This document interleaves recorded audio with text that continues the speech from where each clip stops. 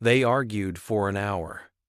An old woman ended it without saying a word.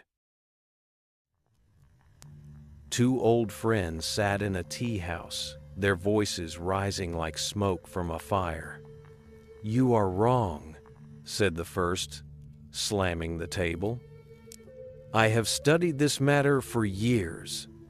"Your years have taught you nothing," replied the second, louder still. "Experience without wisdom is wasted time."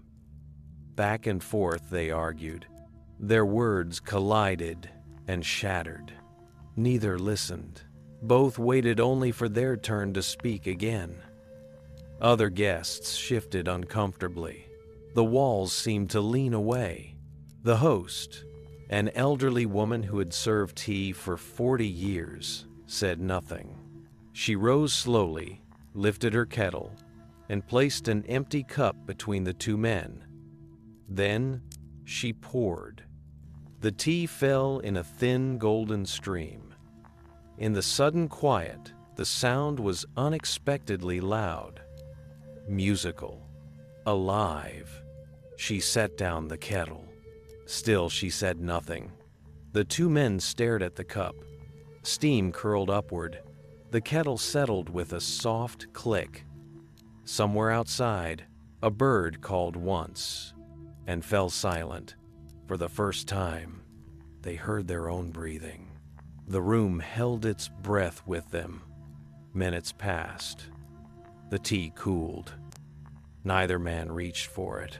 Finally, one whispered, "The cup understood before we did." The other nodded slowly. It was empty, so it could receive. We were so full of our own noise that we could hear nothing else. The host smiled and turned away.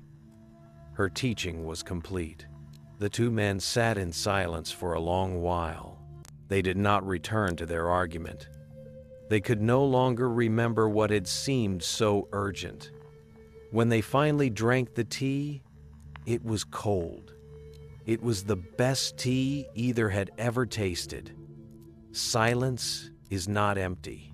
It is where listening begins.